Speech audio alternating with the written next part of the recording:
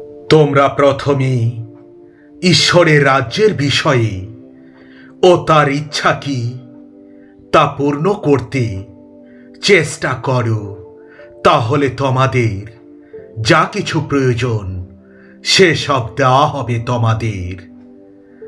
তোমরা মন্দ হয়েও যদি তোমাদের সন্তানদের ভালো ভালো জিনিস দিতে জানো, তবে তোমাদের স্বর্গের পিতা ঈশ্বরের কাছে যারা চায় তাদের তিনি নিশ্চয়ই উৎকৃষ্ট জিনিস দেবেন।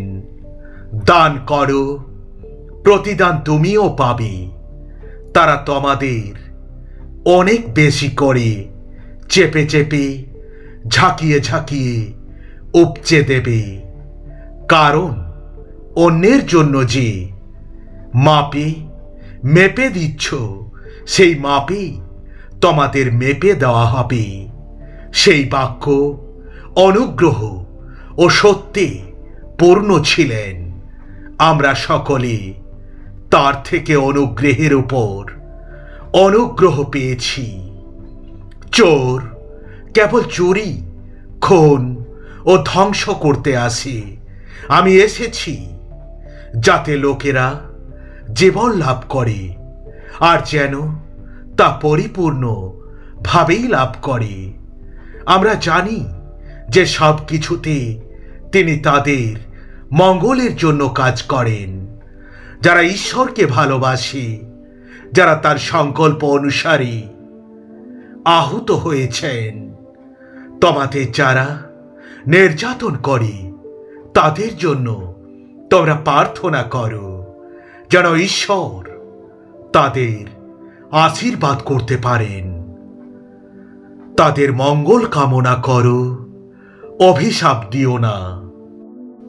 ঈশ্বর তোমাদের সর্বপ্রকার আশীর্বাদ প্রচুর পরিমাণে দিয়ে থাকেন, যেন সব সময় তোমাদের সব কিছুই বেশি পরিমাণে থাকে, এবং যেন সব রকম ভালো কাজ করার জন্য সর্বসময়ে তোমাদের ইচ্ছা ও প্রয়োজনের অতিরিক্ত সবই থাকে।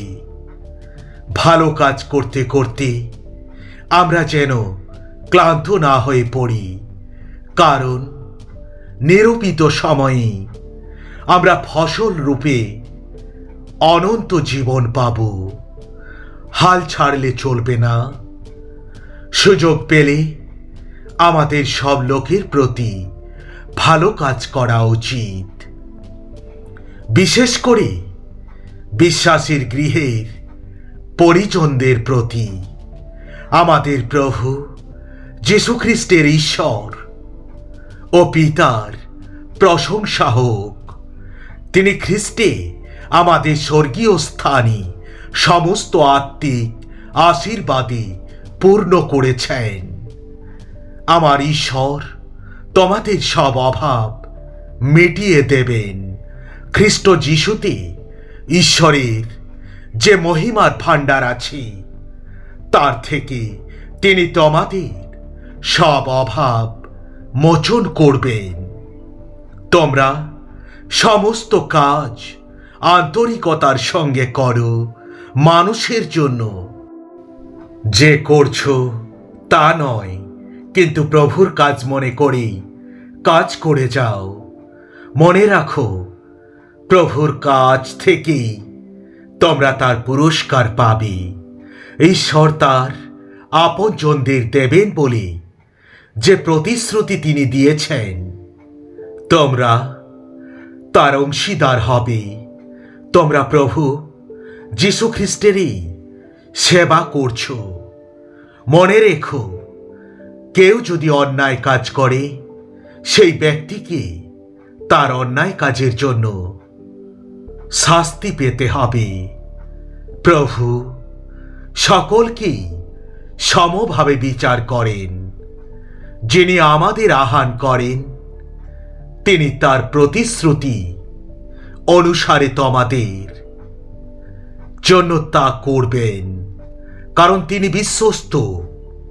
আমার ভাই ও বোনেরা, আমাদের জন্য তোমরা প্রার্থনা করো। সব ভাইকে পবিত্র চুম্বনের মাধ্যমে আমার শুভেচ্ছা জানিও।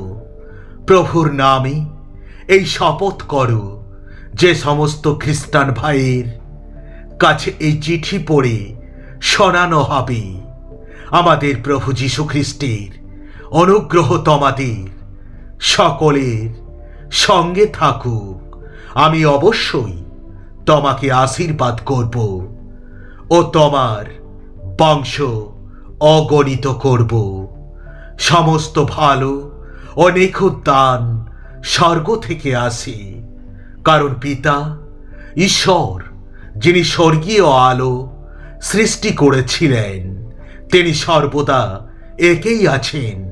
তার কোনো পরিবর্তন হয় না। ঈশ্বর তার নিজের ইচ্ছায় সত্যের বাক্যের মধ্য দিয়ে আমাদের জীবন দিয়েছেন। সেই ব্যক্তি প্রকৃত সুখী যে ঈশ্বরের বিধি ব্যবস্থা যা মানুষের কাছে মুক্তি নিয়ে আসে তা ভালোভাবে অধ্যয়ন করতে থাকে ও তা পালন করে, এবং যা শ্রবণ করে তা ভুলে যায় না। তাই বাধ্যতা তাকে সুখী করে তোলে। যদি কোনো ব্যক্তি নিজেকে ধার্মিক মনে করে অথচ নিজে মুখ না সামলায়, তবে সে নিজেকে ঠকায়। তার ধার্মিকতা মূল্যহীন। যে ধার্মিকতা ঈশ্বর বিশুদ্ধ ও খাঁটি হিসেবে অনুমোদন করেন তা হল অনাথ ও বিধবাদের দুঃখ কষ্টে দেখাশোনা করা, এবং নিজেকে পৃথিবীর মন্দ প্রভাব থেকে দূরে রাখা।